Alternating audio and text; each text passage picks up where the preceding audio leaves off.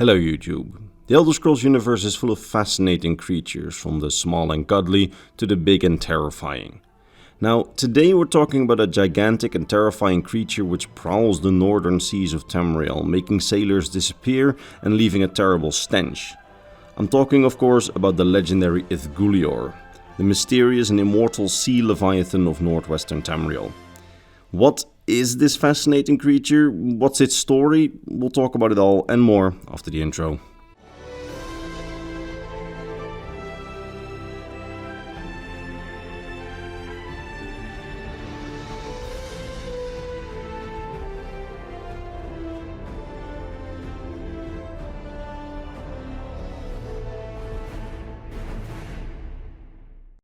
So, the Ithguleoir, a massive smelly sea leviathan prowling the seas of northern and western Tamriel.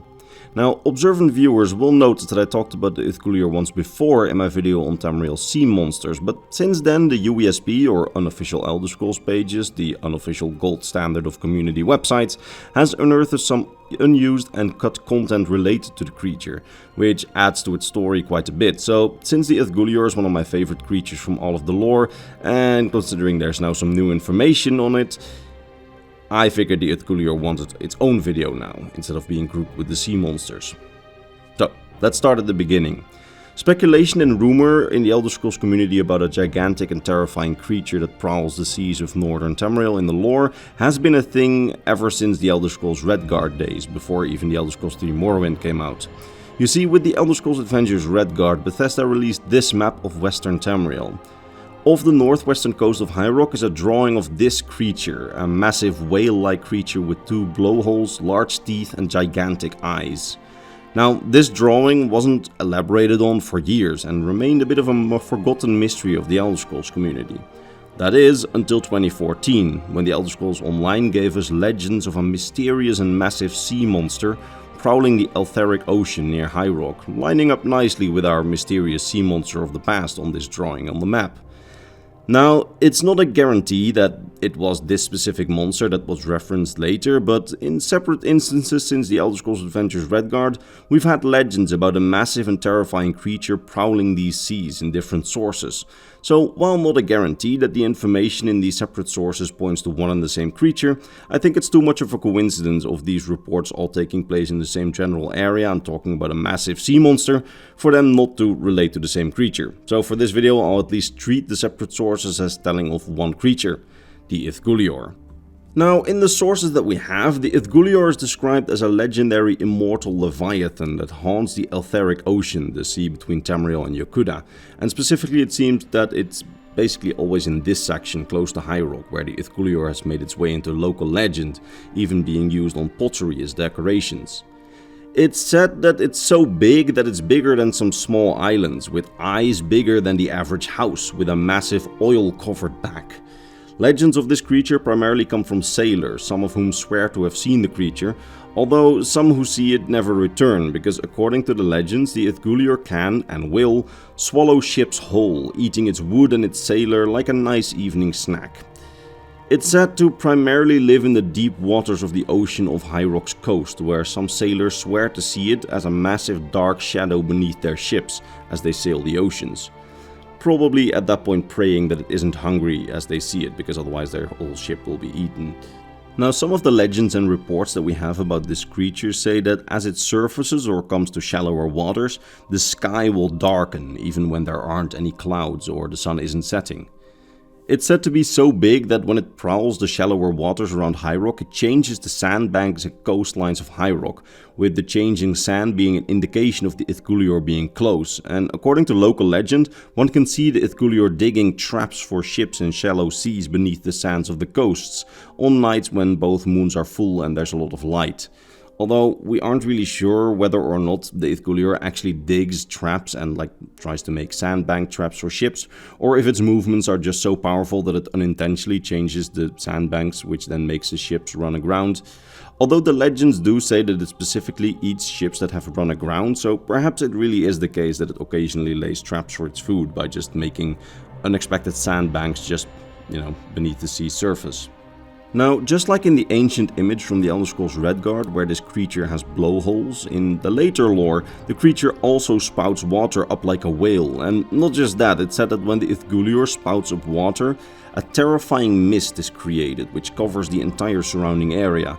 And apparently that mist also carries the Ithguleoir's terrifying stench. Now, in the lore, this stench is described as so bad that it seems carried straight out of Oblivion itself. Now, that specific line about Oblivion, together with the fact that the creature is described as being immortal, has led to some people speculating that the Ithguleoir may actually be a massive Daedric creature that either entered the mortal plane somewhere in the distant past when the world was still being formed, making it some prehistoric demon, or perhaps it slipped into the world at some point in the Meretic or First Era, just before the Divine Covenant with Alessia, when the barriers were a bit weaker between the realms. And if this is true, then perhaps during the Oblivion Crisis in the Third Era, even more of these creatures might have slipped into the mortal plane, which may both be terrifying and really cool if the Elder Scrolls 6 takes place in Hammerfell and allows sailing like the rumors suggest it might. And then we might encounter some of these creatures as massive bosses inside the sea, which sounds really cool, but probably is a little bit too good to be true. Anyway, in the Elder Scrolls Online there's one cut quest which would have us visit this small fishing village where many locals have lost loved ones to the beast. While not much remains of this quest and no dialogue can be found, the UESP did find quest objectives which do remain, and we can see how in this quest we would have talked to some of the people who lost loved ones to the beast and then had us hunting down the beast, culminating in a boss fight against the Ithguleoir with us cutting off its head and presenting it to the people of the village. In this quest, the Ithguleoir would have had some sort of magical power, as we needed to get a strange whalebone talisman to protect ourselves against it, and only after obtaining said talisman would we have been able to defeat it and fight against it.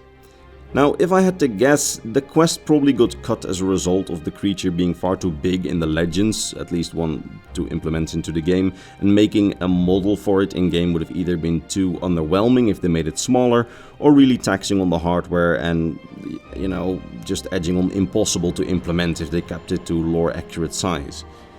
It would probably also have been harder to cut off its head if it's so big when its eyes are as big as a house, so probably better that it got cut, because otherwise it would have been really underwhelming if they made the creature really small. Meanwhile, right now we still have the, legends of a massive sea Leviathan, which to me just seems really cool.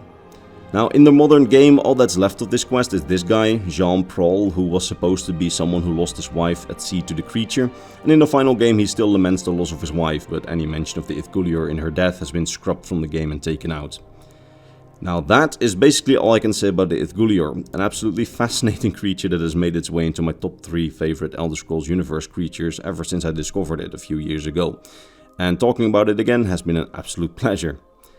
That having been said, that was the end of this video. I sincerely hope that you enjoyed it and that you managed to learn something new about the Elder Scrolls universe, and if you did, maybe leave a like or one of those hype things. I am sorry if the audio quality is just not on point, but I just moved to a different apartment, and I'm currently in a sort of makeshift closet to record my audio since there's no drapes yet, so there's a massive echo. And I'm sorry if that made its way into the video. Next video will probably be better. Anyway. And now it's time for me to vocally thank my top Patreon subscribers: Goblark, Bernardo Binda, Gabriel Binda, King Chris 20, Volkior Vargonia, RB Dash, Lexicon, Polycom, Sir Otter, Sword of Bushido, Rakai, Spaceman, James Lynch and Bara Damas. It's thanks to these people and all the other lovely people on screen that this channel stays alive, as they are my Patreon supporters and my YouTube members. And thanks to them I can continue making these videos, so huge thanks to them. There's links in the description in case you want to join them on screen. See you next video.